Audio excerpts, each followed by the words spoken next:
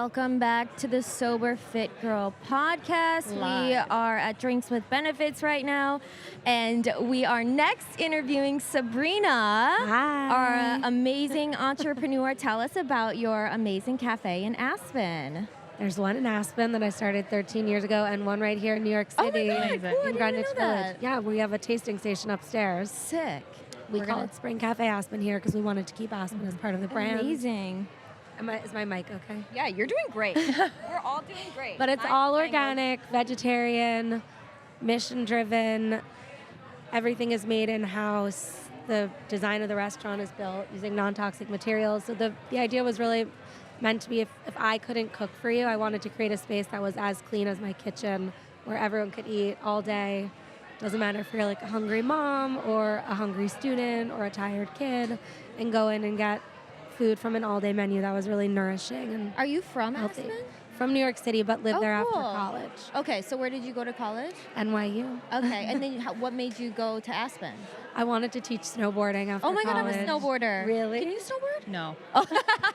Yeah, I My snowboarded balance my is whole It's never whole too late. I childhood. could still teach you. My balance has not It's gotten really better in hard to learn sobriety. that I as an thought it adult. would. I thought I would be more balanced when I stopped drinking, And and it it did did work? not improve, unfortunately. It's hard to learn snowboarding She tried as to get an me to adult. It's hard. The That learning didn't. curve is Yeah, very... it was like 7. I Yeah. know. It's So it was hard easy. because I skied until I was 12 or 13 and then learned. I actually skied first, and then I snowboarded. Me and my best friend were from Iowa, and we grew up snowboarding. Same. We went to Deer Valley, and I had to ski again. It was so hard on my hips, dude. I ski again now because my kids and my husband ski, but it's a little scary. Like when my Oh, the legs pizza? aren't stuck together in the board, Yeah. I'm thinking, how did I do this when I was little Right? and not fall and like pull Snowboarding myself? is to me way easier. Agree. So in Aspen, you moved there, and you're like, I want to start this cafe. I would come down off the mountain teaching snowboarding, and I realized there's no way. I was starving all the time because I was out in nature all day in the cold, working, snowboarding, loving it.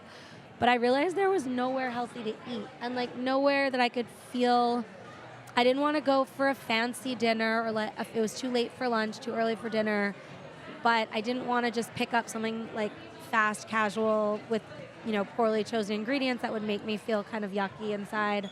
And I thought there's just nowhere to get healthy food. An LA vibe, think, Earth Cafe, Cafe Gratitude, Real Food Daily back in the day. And I just said, I'll do it. And everyone was Cool. like, you are off your rocker. No one will go for this. Everyone here wants elk chili and a beer after I actually been to after Aspen only skiing. once, and I was really drunk. That's fine. Yeah, That's fine. smash. If you I go was like again, trying to. All I remember, it's like there's like a walkway. It's like, is it small, kind of? it's small. It's all centered around one. Yeah. There's like a grid Yeah. around Main Street. I Yeah. know that you said that you grew up, with at home eating really healthy and whole foods and naturally. So, do you feel like that is something that influenced now how you look at, for example, drinking and like the habits that you have, the healthy habits that you keep today? Totally. It's one of the reasons why I opened the restaurant, but it all ties back to feeling good. I was really lucky to grow up in a home where feeling good was prioritized, and that came from what you eat, what you're doing, what you're thinking about, what you're consuming. But I was used to feeling good and to knowing when something was off in my body or when something I ate or drank didn't make me feel good. And I think that thread continues throughout my life and has continued throughout my life, and that's why I wanted to get off the mountain and feel good eating something. And I learned the connection between you are what you eat, and what you put in your body really either can fuel you or bring you down. Did you have siblings? No siblings. Okay. Only child. I was the And only were your guinea pig. parents raised that way as well, or Nope. did they transfer into My- healthy? Neither of them. My mom had really severe allergies in her 20s, and she tried everything, allergy shots, over-the-counter medication, and she couldn't find a cure. And then she started doing research into the raw foods movement, organic sprouting, wheatgrass, juicing, and she completely changed her diet. She cut out gluten, dairy, started eating a high plant-based, high fiber, plant-forward diet, and her allergies completely went away. Cut out all gluten and dairy. And your dad? My dad, when she met him, sort of didn't have a choice because she took him along for the as ride. it should Okay. be. But Okay, my good. dad And he was is- receptive to He it. was receptive for, I think, for the same reasons I'm talking about, in that once you see a different way, once you feel, he also had terrible allergies. And when my mom was like, well, we're going to cut out gluten and dairy, or I don't eat this way, or when she would cook dinner for him when they were dating and she would make it a healthy food, he too would feel really good. And so I think once you start to realize that you can feel good based on just on what you put in your body or what you avoid, it's hard to then like disregard that connection. to. It's hard to go back to. Yeah, we get that. We get hard that. to Would go either back. of them have any alcohol? My dad, there was never really much alcohol in my house, certainly not hard alcohol. My mom never touched it. My dad would have a glass of wine occasionally if a friend came over, or if he was like, if we were all sitting down to dinner, and he does enjoy wine. But it was never, I think the most interesting thing that they did with alcohol was it was never like, I think alcohol and drinking alcohol is a very learned behavior, and it's very ingrained culturally, and that can be in a microcosm like your family, or a macrocosm like Where you're from, where you're from, or a social setting. But to me, alcohol was always just a drink. Like it was, well, my mom was gonna have pineapple juice, and my dad was gonna have wine, or like my mom was gonna have coconut water. But there was no like meaning behind it. There was no meaning behind it. There was no emphasis on it. And just as my mom, educated me on other things that were quote unquote unhealthy or, more detrimental to your well-being, as I got older, of course, she educated me on that. And I've gone back and forth with, I've never liked the taste of alcohol. I think that was also the biggest thing for me. So when I would have a glass of wine or a beer or taste, I really never dabbled with like hard alcohol. It just didn't appeal to me. But if I would have some, I'm like, I don't like this. I don't like the taste. It gives me heartburn. I'd so much rather order a kombucha, or, like a really fun drink where someone's making like wild elderberry tea with honey. Like I went to my best friend's birthday dinner last night, and she's like, this is the lemon verbena sweetened with honey from our garden. And then she had, like Aperol or Spritz or whatever the people who wanted alcohol to drink.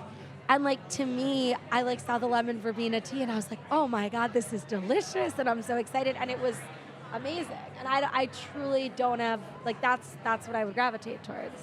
I really love that you focus on, does it make me feel good? Because that's the question that we talk a lot about in the Sober Fit Girl, because I think for the longest time, because like you said, alcohol is so normalized in society, and people feel like it's almost like something that we just have to do. And like, there's so much judgment if you don't, and you have to have like, label yourself if you're not drinking, or like you have to say that you have a problem, and it's just like this whole thing. Whereas like, it could be as simple as, it doesn't make me feel good. It doesn't have to have like this huge meaning behind it. And like, from everything you've shared, like you are very intentional about what you put into your body. And, that reflects in your restaurants and just your habits. And I think that, that can be enough. And I just love hearing this perspective, because a lot of women who are questioning their relationship with alcohol can be like, well, I don't want to label myself. I don't want to admit that I have a problem. But all it really matters is, does it make you feel good? And if the answer is no, then like, what's so bad about a mocktail? What's so bad about, having that exciting drink that doesn't have alcohol in it? It doesn't have to feel like there's such like a deeper meaning behind it. And, did you ever feel judgment from people when you were not drinking?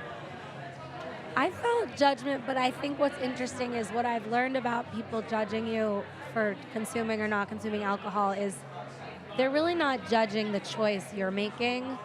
They're judging themselves for the choice you make them realize they're making. Amen. For instance, I have a group of girlfriends. I have many groups of girlfriends, and I would notice that some would do their, Thursday night dinners, like girls' dinners, or their Saturday night couples dinners, and they wouldn't include us. And it's not because they don't love me, or they didn't love, my husband, or they didn't want to be with us. It was because I just, after a certain amount of times at that girls' dinner text of all rushing in the Uber, and everyone's texting like, whoever gets there first, I need a tequila on the rocks, craziest day, I need this. And I would just write back, I'll get bottled water when I get there. I think that sort of causes people to judge themselves. And I think one thing I've always been very sure of in my life, and I'm not sure if so many, I'm not that confident in so many areas, but one thing I've always, that's been a recurring theme is I've never been willing to make a choice for myself based on how it will make somebody else feel. And so I think I think that alcohol is very, it does that dance, right? Where a lot of times people make a choice to drink because they're making a choice for how it's going to make somebody else feel. Do you feel that has that hurt you that your friends do that? No, because they're still my very dear friends, and I've just really learned that, when people make those choices, it's not a reflection of you. And I have a dozen other friends who really could care less if I get a cocktail. Not that they care, just I think subconsciously it kind of irritated them. Yeah. And I have plenty of friends who have zero interest in drinking, and we all want to go out and get a carrot juice. And they really don't care if they have a glass of wine and I order the Gia Spritz. We go out to dinner with another couple who are some of our best friends, and we always go to the same restaurant together. They order wine and I order a Gia because I happen to love how how it's served there. Mm. And no one would ever think twice. I'm going to validate what you're saying as 100% correct, because coming from me who did have a problem with alcohol, when I was in my hardest drinking days, if I saw someone like you and you were reflecting your confidence and your choices of choosing something that makes you feel good, it would really fucking bother me. So, I will admit that. I'm glad I met you now. Yeah, but it's so true, because I never was someone like being mean to someone who made those, but I felt internally deeply. No, and my wish friends I were could do never that. mean to me. I just I just noticed it would trigger something. Yes, in and it them. definitely. And, I wouldn't always get invited to the Thursday night dinner. But I will say this too, that through the times that I was in a situation, let's say I would have met you and you would have been the strong, confident woman you are in your choices, it actually stayed with me. That choice would have stayed with me for such a long time, because I specifically remember when I was in my really hardcore drinking days, there was 5 women that I saw that were so graceful and so confident and not drinking, and they were some of the reasons I got sober, was because I was I have the chills right now. I was I want that. And I remember that I met this girl, she actually really helped me get sober. She was very into her health, and I just looked at her and I want that. And that was the first time I admitted I want that, and it helped me so much. So even though, I just want to say, with you being who you are, you don't know how many people you're impacting, even if they are reflecting that way back to you. You are inspiring them without you even knowing. So, stay strong in that, because all of you strong women before I got fully sober, helped me get sober, regardless if you had a problem with alcohol or not. It's I would be God, she's eating healthy, she's confident, she's beautiful, she's graceful, she's not falling on her face fucked up. I want that. And then over time, I became, I'm really clumsy, but, I would fall on my face completely sober or not drunk. Yeah, but it's just I'm just so happy that you're putting yourself out there and being so honest, because you're helping people who probably really have a serious, even though they're reflecting back of ooh, but they want that. I think anytime you see someone, I love what you just said, but I think anytime you see someone make a choice that's for them, whether that's drinking, eating, career, relationship, what you do in a day, anytime you see someone make a choice truly that honors their highest self, or the choice that they want to make in that moment, because you always know, right? Deep down we know. I think that you light a way forward for someone else who also wants to learn how to choose from that place. Because I know I did, right? I was able to see other women, other people in my life, inspirational figures who were living from that moment and from that place. And I think that's sort of how I always aim to live. I know you can relate to this, Eva. Yeah, everything you were sharing about, her being someone that you would judge that would be me too, because anyone that was not drinking, I was like, oh, they're lame, and when I was back then, because I was so insecure with my own drinking. And another thing that I think would make me jealous that I see in you is the fact that like I was such a big people pleaser, and my validation only came from other people and what they thought about me. So if those girls in the group chat were like making plans without me, or they were like judging me for not ordering a drink, it would kill me, because I had no confidence in myself. It all depended on what people thought about me. So that would kill me. And so I think that's another thing that you realize just makes you more confident. And I'm sure in business too, when you're not like people pleasing, and your validation comes from you. And I think that you've had such a strong foundation, because like you said, like from when you were younger, you were focused on feeling good and what makes me feel good, all the way down to the food you were putting in your body and just your habits and the way you were living. And I think that when we put focus on that, it makes it easier not to always care about what other people think, because you're feeling good. Yes, because you're feeling good, and you're realizing that like sometimes we have to be selfish and we have to think about ourselves and not always worry if like people think we're cool, or if we have to go back and ask ourselves, like, is this decision the best thing for me too? And I didn't care about that. I didn't care about what like other people, like I didn't care what I thought. I cared about what other people thought in a lot of situations. So I know that, that, like I said, that probably makes you even stronger in business too. You have to, not be a people pleaser. You have to like be really focused and confident in yourself. And, how has that impacted you in business, you would say?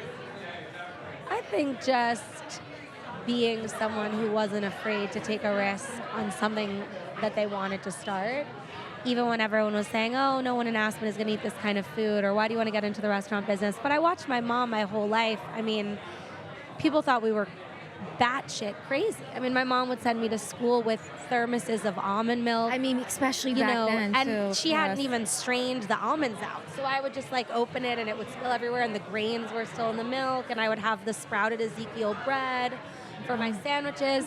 But then friends would start tasting food. I have one girlfriend, I'm still close with her, and she still talks about my mom's sandwiches, because she would come over and my mom would make, Ezekiel bread with vegan mayo and sliced roast turkey and lettuce and organic tomato and, whole grain mustard. And my friend would always say, this is the best sandwich I've ever had. And I realized it was just because she was eating real whole food. Yeah, I mean, I'm from Iowa. I grew up with pizza and burgers. Pizza and burgers spam are fine too. But I think just being okay with making a different choice and with, alcohol is so funny to me for so many reasons. I hadn't really reflected so much on not drinking or why I didn't drink until I was coming to sit with you girls, which I love. But, I was a vegetarian for most of my life. I didn't try red meat until a few months ago, actually. That's a story. Did you like it? I did. It made me feel, I was very depleted after breastfeeding for 9 consecutive years. Again, story for another day, but it's so funny because, I would go out with friends all the time, younger, college, out of school, as a couple, as a mom, and I never in my life had anyone say like, oh, Sabrina's going to eat a steak with us tonight, or like, Sabrina's going to have a burger. Nobody cared, nobody cared that you were there. Nobody would say that. They'd say, like, they would look at what I was getting and say, oh, that looks delicious, or what are you going to order, or something. But when it's so different, alcohol has this funny thing where people will say, oh, Sabrina's gonna, like, are you gonna have a drink with us tonight? Like, come on, take one for the team and have a glass of wine with us tonight. And I would always think, why on earth would anyone ever care what I was drinking at the table? And that also was that's how I sort of figured out that when you make a choice to drink, whether you want to or not, your choice is really a reflection of how you want to make another person feel. And so I think it just follows that same theme of, it helped me in business, because when you start your own business and when you continue on your career path, you have to be a little bit crazy when you're a founder. Like, you have to be I'm insane. crazy enough to believe that your idea is better than all of the no's. and all of the roadblocks and all of the eye rolls and all of the head shaking, and you have to be in it for the long haul. And you really, really, really, in all of the moments of darkness that come with starting your own business, with trying to make it, with trying to pay the bills when you own a restaurant, with wondering if you're going to make it another season in Aspen, going through COVID, wondering if you should reopen, wondering if you should open your second location after COVID, or if, is anyone going to want to eat in a restaurant again. That ability to say, no, I got this. I know what I know is right for me. I know what I believe in is true. Or, it's okay to question your beliefs and have them interrogated and learn, keep an open mind. But really when it comes to like the core of your being, like what you know in your heart to be true, I think that's the biggest thing it helps with in business is just, you can learn all the other skills.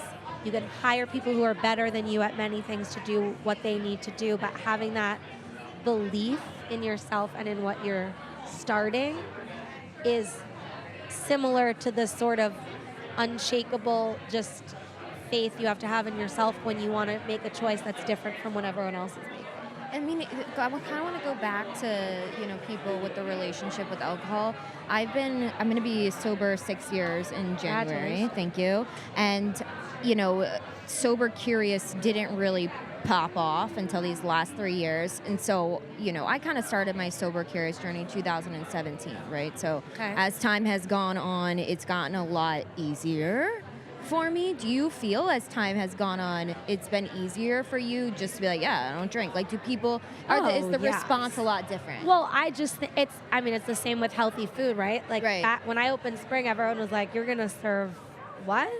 And it's so good that you did it then because you got before the hit. Or healthy deodorant. No one knew what a paraben was. They're aluminum-free deodorant. And now it's become so much part of the lexicon and so much part of the dialogue. And now I think it's really cool that so many big creators or actors or chefs or just people who are, have really established themselves only because it gives them a platform so more people get to hear it. But by people making those choices and sharing them, I'm not going to drink. I'm a really hot, beautiful. I'm not talking about myself. I'm saying you are. Yeah. No, but like hot, people, smart, successful, like hot, sexy owner. Women who go out, who people expect to have a drink, and they're just like, I don't drink. I'm going to have a Gia, and I'm going to feel really good the next morning. Yeah. So it doesn't make it easier for me, only because for me it was never hard. I mean, maybe in college I felt self-conscious, or I was always disappointed in college that so much revolved around alcohol, and I felt self-conscious about that choice because I really didn't. I'm not sober because I just choose not to drink. Right. But I have had drinks over the years, or I really don't touch it now because I feel so crappy if I even have a sip of it. But so I wouldn't say it's easier for me, but I would say it's refreshing to me that now there are so few raised eyebrows or rolled eyes when I'm just like, oh, look at the mocktail. That sounds delicious. Yeah, or, that's how we are. Like, what is that? Or, just nobody, I think people really, even my friends who are very big drinkers, who don't care at all that I'm not, even many of them in the recent years have said, I can't really drink during the week anymore. Yeah. I don't feel great, or I've really tried to limit this. I know it's not great for me. It's not great for my sleep. Oh, did you hear that podcast? Like, what is GABA? People becoming more curious just about what it is they're putting into their body. Yeah, and it's so good you say that because my big, huge group of friends, they're all drinkers. Besides the girlfriends that I've met in my sobriety, they are now coming to me. Like, I have a really good friend, he's a DJ, and he's been messaging me this past month. He's like, I'm not drinking and I'm vibing on my DJ set. It's like so cool, and I just want to commend you for like staying strong, because as time has gone on, but really you're such a strong business owner, and truly I believe in my soul being a business owner. Well, I was a business owner in my drinking days until now. Like, it is a fucking superpower when you're like tapped into like what you need, like fueling your body with what you are literally timesing your business success a million. Well, who also, if you're a business owner, I'm sorry, if you're a mom, if you're a business owner, I personally would just say if you're a human, But like, who has the time to feel like Hungover. shit? I mean, I did it. Who has the time to spend that much energy feeling so bad? And even before I was a mom, even before I was a business owner, when I was just wanting to be a human and aware of how precious my time here was, and wanting to, sort of embrace life and feel every emotion, I just don't. I have a high tolerance for discomfort when it's discomfort that life throws at me. I have a very low tolerance for discomfort that is avoidable or that is self-inflicted. Yeah. And so to me, doing something or putting myself in a position where I'm going to be operating at 20% the next day when I could be operating at 85 to 90%, give or take sleep, or, one of my kids being up, or something happening at the restaurant, or just human emotion, I just could never bring myself, and still can't, to make that choice. Staying up past my bedtime, my friends will make fun of me because I go to bed early, I like to eat early, eating late, eating gluten and dairy, eating sugar, I will do all of that. I love it all. Even though it's not part of my everyday routine, if you said, let's go for pizza right now, I would eat the whole pie. But alcohol is the one thing where it has such a negative impact on my well-being, emotional, spiritual, physical. I just have a headache. I'm dead. And feel I couldn't even imagine. awful. I couldn't even sit up. I mean, a half a glass of wine after I had my third kid. If I had a half a glass of wine, I really didn't want to parent the next day. That's how I had heartburn. I was up all night. I couldn't sleep. I would get anxious. And I just thought, I went out to a dinner with friends not long after he was born, and I had a glass of wine, and I was like, never again. I will never drink this again. And then I thought maybe it's from nursing her hormones, and okay, I don't have to be so, so strict about it, because I really don't do much that's very quote unquote toxic. And so I thought, okay, if I'm going out to dinner with some friends and they have a really beautiful bottle of wine and it's organic and no sulfate, I would try, and I tried a glass. This is about a year ago, and I felt so Even awful. organic. Even organic. Yeah, Alcohol, I did that once. Alcohol is poison. It No is. matter what. It doesn't matter if it's organic. Doesn't matter if it's sulfite free. I mean, just the way cigarettes are poison. Just the way food dye is poison. I wouldn't put any of that in my body. Why would I put alcohol in my body? So, for me, it's just, I think that's always what it comes back to. We have a lot of moms in the Sober Fit Girl community. So many, and- like 70%. That's great. And I just love the perspective that you shared about, you don't want to put yourself through self-inflicted pain and torture.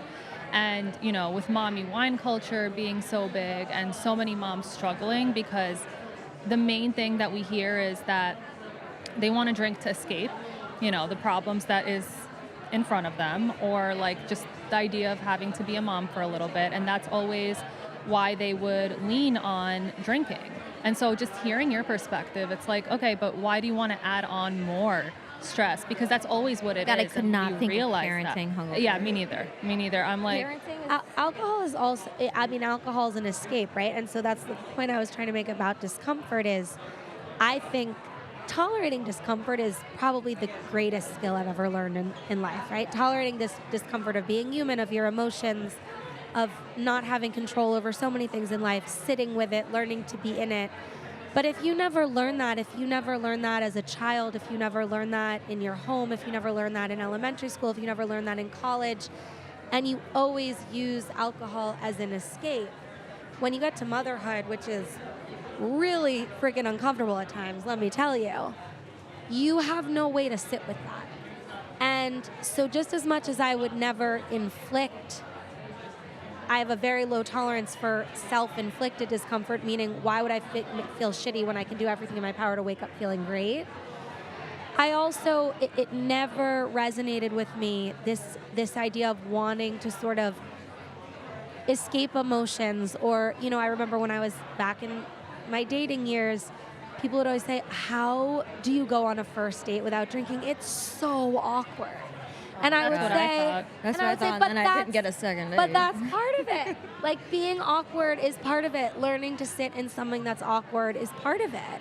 Meeting someone is part of it. And so if you've never sat with that, if you've never given yourself the chance to experience that, then the older you get in life and the more life throws at you and the more life experiences you have, motherhood, marriage, separation for my friends are going through that, like anything challenging, issues with your kids, if you've never sat in this sort of all-encompassing grief, pain, exhaustion, emotion, questioning your life, awkwardness, then yeah, alcohol really becomes a crutch for a lot of people in that. And I think that's where mommy wine culture comes from. And I think it's not, it's really like, it's like life wine culture that nobody ever dealt with. And so it translates into mommy wine culture. Yeah, and I love that the way you talk is like, it's so needed to hear. The reason it's needed to hear about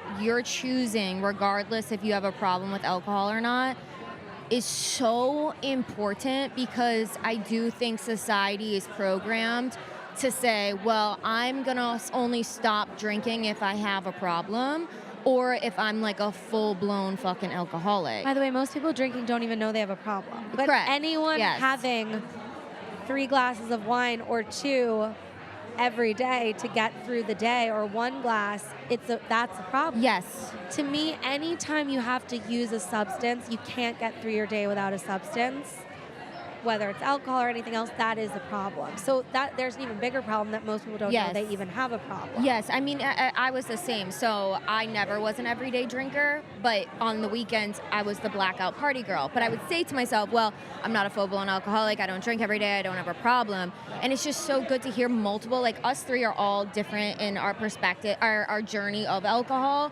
But it comes back down to the thing we started the podcast episode, like, does it make you feel good? And that's when I changed. It was seriously a day I woke up and I said, actually, it was the girl that I was talking about that was sober, and she's like, why do you keep chasing this shitty feeling? And I was like, oh. She's like, why don't you start chasing the good feeling? It was just ding, ding, ding. Like, that's all I needed to hear. And that's when it changed for me. So I was like, regardless of the label, regardless if I'm an alcoholic or not, I fucking hate how this makes me feel. And I could. And I didn't like moderation, to be honest. Like, I would have 1 or 2 drinks and I'd rather have a cookie. Like, I couldn't. I would always rather have a cookie. Because, like, my brain is, like, because I'm a fitness coach, so, like, calories and stuff. But, like, even when I had 2, I felt really fucking shitty the next day.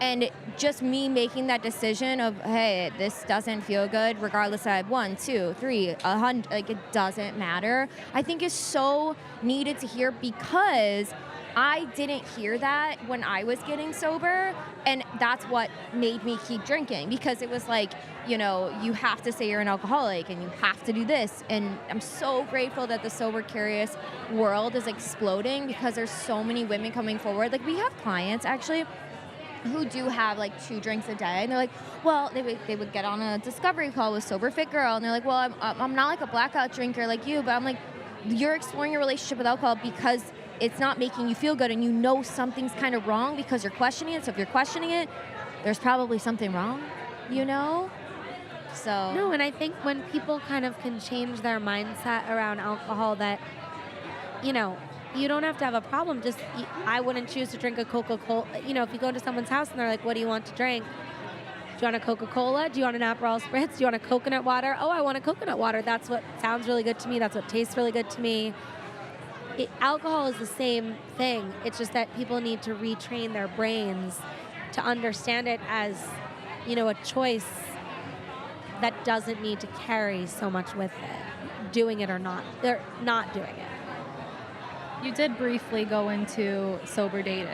How yes, someone was like, how could you possibly go out on a date and not drink? I went on a lot of dates. Can you talk more about that? I don't really think I ever had a drink on a date, because when I was younger, when I was younger, I was more nervous because alcohol really didn't make me feel good. Like, in college, if I had a glass of wine, I would get terrible heartburn.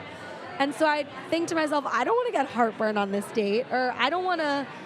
To me, also, I was more, because this wasn't the culture when I was in college or when I was in high school. I was really sort of fed up with alcohol culture, and I was like, why is everyone encouraging me to drink? Why does everyone care that I don't drink? so I was like, I'm not having a drink on this date. Like, I'm going to do me, you know, in my like sassy little way. But I don't think, first of all, I didn't date that many people. I was like more shy, but the dates that I went on were some of them awkward. Like if you had a minute, you know, to pause in the conversation, or if just all of the things that you go through when you're meeting a new person. They ever kind of judge you for not drinking? No, honestly, I think I dated nice guys. I mean, in college, probably my high school boyfriend and my college boyfriend were the most judgy, but they sort of made fun. Again, why did I date them? But I mean, I have nothing but love for them. And we've gone there and righted the wrongs. But in college and high school, they thought they were the cool guys, and they were like, "Oh, she's so square. Why can't you just like go out and have fun?" But we are having fun. Exactly. I was like, I do want to have fun. I just don't want to go in the woods and get drunk and do drugs with everyone. Like, why can't we go read a book and talk about the meaning of the universe? Probably why I didn't go on so many dates. But I think all of that allowed me to be very comfortable, A, being uncomfortable, and 2, being comfortable with myself. And that, as you were saying in the beginning, is really, if you're comfortable with yourself, you don't need to drink so much. And that's, I think, you know, the dirty secret that alcohol companies would never want you to know, or liquor companies would never want you to know. But the more comfortable you are with yourself, the looser you can get with yourself without taking something to help you, I think the easier it is to navigate. It also helps. I mean, I noticed this when I started sober dating and I met my boyfriend now. Which is my cousin. Yeah. She's going to be Eva Salzer. Hey, all in the family. Yes, Yeah. she's going to be Eva Salzer soon. Oh, yeah. And he doesn't drink. Thank you. Yes, no, seriously. It's a funny story, but... yeah, that's a whole other hour. But... Yeah, I think it would be hard to date. You know, I think it would be hard to be married to someone who is an absolute huge drinker. Right. But luckily, similar to my home, alcohol's not, you know, my husband and I never drink when we're just eating dinner at home together or there's no like cocktail hour. If he has friends over to watch the game, or if they'll have a beer or a drink or a glass of wine, or if we have friends over sometimes, if they're drinking, he'll have a glass. But really, I think, you know, I think about it with my kids, like it's not part of our family culture to drink with meals or to really have that as like the main event. It's, what do you want? Oh, I want a coconut water. Oh, I want water. Oh, dad's having a glass of wine tonight. Okay. Or, you know, mom doesn't drink, so she's having water. How did you guys meet? Because we were both teaching. Well, because I was teaching and he was moving out to Aspen. So we were both teaching instructors for snowboarding? No, I was a snowboard instructor. He was just moving to Aspen to be a ski bum after college. To be a what? Like a ski bum. Like he had a job, but he just wanted to go ski for a year. So Sick. Out Cold. We both wanted to live there. Did you see the movie Out Cold? No. Oh my God. Do I need to see this movie? Oh my God. Okay, I was very sheltered. I'm so offended. It's like the #1 snowboarding movie of It's fine. all My time. husband's You guys biggest have gripe with to me sit. is I have seen no. I This grew up one's without like, television. This is like the, and I've seen no movies. Well, so he'll like quote something, and I'll say, your husband huh? will know what Out Cold is. And then 100%. like I'll quote something, and they'll quote something, and he'll quote something. My kids will quote. I have no idea what anyone's talking about, and he's just like, "Don't mind her. She just hasn't seen anything." So was he also like a super healthy eater? No, but luckily he dabbled. So he was raised by parents who could do McDonald's or Candle Cafe, which is like an old vegetarian restaurant in the city. So he knew, you know, he knew what a Big Mac was. He knew what tempeh was. So I wasn't it, and then I cook a lot. So when we first started dating, I would cook dinner all the time, and he always jokes that I would make goulash, you know, because I'm like tempeh, veggies, right? Like I would just make a whole meal and put it all together in a bowl. And he's not a picky eater. He just likes things that are delicious. But like we've said, I think that he started to feel really good, better than he had. Kind of like your felt. mom And it was with your dad. really interesting because the other day my son, my oldest son, was complaining that I say he can't drink the milk at school because in their school they have organic milk, at least it's organic, in the lunchroom, but none of us really tolerate cow's dairy very well, and it messes with my son if he were to drink that, and he's like, I'm congested and I'm this. And it was so interesting because my husband said, to my eldest, I was so congested and so uncomfortable for most of my life, and I wish that my parents had just told me that if I stopped drinking milk or eating dairy, I would feel so much better. Yeah, I'm not and a he dairy said, girl. when I figured that out, it all went away. And he's like, you're so lucky that your mom is telling you that there's such an easy fix for it. And I think those things really resonate with my kids, and they notice, right? Like if they eat pizza 3 days in a row, or they eat cheese at school 3 days in a row and they don't listen to me, they come home and my son's like, I can't breathe now. You were so right. And I'm like, yep, so don't eat it every day. Have it once in a while, but don't eat it every day. We actually, because obviously there's fit and sober fit girl, so we... I see that. Okay. Because sometimes I feel like we forget to talk about food in our program, but because kind of food comes a little bit second with our clients. So they get sober, they stop drinking. Sometimes I use food to cope with my emotions. Kind of slowly came out of that, and now I have a really great relationship with food. But one thing that I love that you said was you do eat the pizza and you do have the burger, but like you're also doing it on how you feel. So for me as well, if I am eating like consecutive days in a row like shit, I feel like shit. But if I'm eating, it's kind of interesting though too, because the more my baseline increases to like healthy and feeling good, and then I do have like one night of pizza, I feel like death, which we talk a lot about in the program as well, is increasing your baseline, slowly eating healthier and healthier, and then you start to realize how bad you used to feel with the pizza. So it's just so cool that you're doing that with your kids, because I didn't have that. Like I grew up eating shit. And it took me a while to work on my relationship with food. So it's just so cool that you're sharing this with your children. Like I didn't fucking get that. Nice. Thank you. Oh, like just you're cool. You're great. You're so inspirational. Like I think you're inspirational. even though you didn't come from like the fucking horrific childhood I have, like you're still showing that you don't have to have that to have that. Like it doesn't fucking matter, and I really appreciate that. And that's, I mean, the Sober Fit Girl, we're so anti-judgmental in any area. We just like want all women to feel good, have the best sex, be rich, the best things. Just live their best lives. Yeah, just live it. And I just am so grateful that you're doing this and sharing this with people, regardless of where you came. Like it's so cool that you had parents like that, So I guess I mean, we were batshit crazy in my house too. But yeah, of course. Everyone has different levels, Yes. and I don't think you have to be. You don't have to come from like everybody has cracks in their childhood and in their life. Doesn't matter who you are, what you come from, how much you have, and you make the choice to heal those cracks. Exactly. It doesn't have to be. Everything doesn't have to be broken. Everything, you can choose whether it's a hairline crack, whether it's a total fracture, whether it's a complete break in the timeline of your past and where you come from. You make the choice, how you want to heal those things and how you want to live. And you still from that have place. balance, because some people go very extreme with their food of like only eating healthy. And I just like that you also are honest with sharing that you sometimes have pizza and a burger. Oh yeah. I mean, I have non-negotiables, right? Like I really, there are certain things I just won't eat because I just can't bring myself to, but it also because they do nothing for me. So that's the other thing, is I think we choose, I don't like to say pick your poison because I really hate that expression, but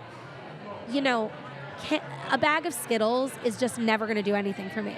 It's toxic. I ate a Twizzler the other day and my veneer came out. So girl, I ain't eating that there shit you no go, more. right? Like, fuck. but I'm like, damn, I lost a tooth. You don't. I mean, you're going to lose a tooth. It's like it doesn't make me feel good. It's gross to me personally. Like it just does nothing for me. However, a beautiful dessert. Yeah, that always hits. Always say yes to. And by the way, the way I eat and the way I live, if I eat a beautiful dessert with gluten and dairy once in a blue moon or when I feel it, it doesn't affect me the way, like a glass of alcohol or eating a lot of gluten would, because those are things that I don't do well with. But you also just have to know. And the other thing is, what I love is like, you don't have to deprive yourself of anything in the age that we live in. For instance, at Spring Café, the chocolate chip cookies are, I think, the best chocolate chip cookie I've ever had, and they're gluten-free, vegan, organic, refined sugar-free. We make tons of them every day because they fly off the shelves. I eat them all the time when I'm craving something, and I feel great after.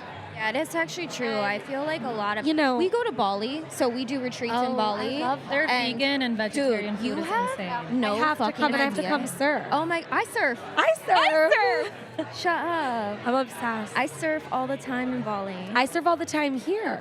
I'm too scared of the sharks, dude. No, I think you. I'm too afraid of cold water. I don't like wetsuits. I mean, I I'll don't come like with you. wetsuits If as long either, as but I can come have a with cookie me. before. You can have a. There's a whole crew of us that surf, and it is like a funny joke. In because New York? I always provide Spring Cafe cookies before and after. This is the best. I mean, like literally, I'm about to get on my surfboard next No, week. we have a drop. I mean, at school, I go with friends. We drop our kids off and we go to the Rockaways or Long Beach. Eva just sits on the beach and then watches me. that's- Yeah, I'm more of a beach bum. Film, that's fine. Oh, She's You're just right, like, that you that's gotta oh, what I go. get a drone, Yeah. I get everything And because I then, gotta see my skills. and then out east, I surf a lot too. well, we're gonna I surf may and or may snowboard not together. have just like switched our entire Jewish holiday plan because I want to be out there for waves that are coming. In the which month? No, this Now, like so you're next wearing week. a wetsuit. Yeah, but it's hot. I mean, you could surf in a shorty the last Really? few days. Or a 3-2. Wow. I mean, I surf in the dead of winter, so I will put on a 5 mil, but it's not my favorite thing. Okay, this we definitely have to talk because I No, literally but I would go go to to Bali. I Bali. surf twice a day in Bali. I'm doing Lombongan. It's the sickest. I'm about I to go to mean, Mexico on a surf trip. But okay, back to the food situation. Yes, this is not a surfing I know, podcast, sorry. although I mean, Hello. girl, this is like literally I surf and snowboard in my dreams. all right, we're gonna do this. Okay, There. yeah, this is sick. But in Bali, okay, so when we get to Bali, when we start eating their food, like we actually, and this I'm actually curious to ask you. So when we're in Bali, we're actually eating healthy, but we're so hungry all the time. Yeah. But I think it's because our body's digesting the food. And you're active and you're in a different environment and It's just tropical. crazy how much different we feel. We literally drop like 5 pounds. I think that part of that is vacation. Part of it is because, certain countries don't use a lot of the agricultural pesticides and things that we use. But you're also, probably your nervous system is way more relaxed. Oh, fuck I mean, I yeah. know that when I'm in Costa Rica, my nervous system is a whole other nervous system Yeah. than it is in New York City. And I'm still with my kids and with family. So I think that has a lot to do with it. But it's also when you're making really conscious choices to eat really high energy living. I mean, if I'm thinking about the retreat food in Bali as, if what I imagine you're eating is what you're eating, Yeah. like really nutrient dense, beautiful food, colorful, vibrant, veggies. Maybe you're eating some lean protein, but it's really like tropical fruits and just food with a high vibration. And I don't mean that to sound woo-woo. I truly mean it. Like certain foods have a high vibration. Just everything is made of energy, right? This table, this water bottle, you and me, flowers, everything is made of energy. That's just quantum physics. So if you're eating big, beautiful bowls of that, you're going to vibrate or live at or feel at a higher, better frequency than you are if you're running through your day here like, okay, I'm going to I don't care if it's even like I'm taking some, steak out of my fridge or like eating my cottage cheese and eggs or eating my salad, but I got to go film this podcast. You're just probably in a different state of being when you're there and a healthier state of being. And you're also eating really like life-giving, nutrient-dense food. I'm sitting here starving, thinking about what I'm going to order from Spring after, and I know that I'm going to feel good. Is there cookies? Because I'm literally going to eat a my rainbow. gosh, yes. There's no cookies. Oh, actually, I don't know. But I'm going to get you cookies. Don't worry, girl. We're going to surf, and we're going to go eat cookies. I'm literally living right now. I'm about to turn this into a surf podcast because I have so many questions. I do too. We're like, turn the mics off. I think something you said too about just like if you're consistently putting in good food and you're being intentional with what you're eating, then those moments where you have the cookie or you have the pizza or something like that, it doesn't matter. It doesn't affect you as much. And like, when I was drinking, I definitely felt like I was also using food to cope. So like, it wasn't about does this food make me feel good overall? It was like, does this food make me feel good right now? It's also the ingredients. It's what the food is. I mean, God, girls go into Sephora and they're like I need this Korean mask. I know. And it's not even about it being clean, but the care with which people choose their skincare. If you go and you eat a whole Domino's pizza, and I would say no offense to Domino's, but offense to Domino's I for being got a puked the brand last time I that, just doesn't think about the food that they're feeding mass populations of people, and, just want to make a profit and are making people sicker. No judgment. Sorry, I had to go there. I had to. It's okay. I swear, the Hopefully last time I had Domino's, I don't think Domino's listens to our podcast. Okay, well, it's like if you're going and you're going to eat a whole pie of Domino's, you're probably going to feel like absolute crap. But if you go to Una Pizza Napoleana and you are eating dough that's shipped in with love from Italy, and buffalo mozzarella, which is A2 protein, so you can digest it better, and the finest olive oil and basil, and made with love and care, you're gonna not feel so awful from eating a pizza. So when I say I go and I eat all the things, I do go and I eat all the things that I want, but I don't go and eat all the things. I don't go and eat the crappiest thing. I will never do that, because I truly, my mom always used to say to me, you are what you eat, and why would anyone want to be a Twinkie? And she meant that only feeling like, that's literally what she used to say growing up. She'd be like, you are what you eat. Why would anyone want to be a Twinkie? We ate so many Twinkies growing up. She didn't mean it in like a body shaming or a fat way. And that's never body fat. That's never what I took it as. I took it as, why would I want to feel like a white flour, white sugar, fake, creamy thing that just makes you feel awful when you eat it? Yeah. It's like, you are what you eat. I want to be a freaking rainbow. I'm going to go eat a salad. I'm going to eat a Highlands bowl. Like, you are what you eat. Go eat a rainbow. Do not eat a Twinkie. Do not eat not Skittles. Because I will lose a tooth. Not a Domino's. But like, you are what you eat. Go eat the highest vibrating food. Go eat the food in Bali. And this is obviously a conversation because, yes, of course, not everyone has access to that food, and that's something that I think about and work on and talk about in life all the time. But what people don't realize is the more of us who can make the choice, do make the choice to eat that food, the more you send a signal to big food that allows everybody else, because they have to change their ways, which then trickles down. It's like the blue sweater from The Devil Wears Prada. Like, the choices you make really make an impact. Not only for yourself, for everyone else around you. And we're all connected. So this was so much fun, and I can't wait to turn the Let's mic go off and talk about surfing. surfing.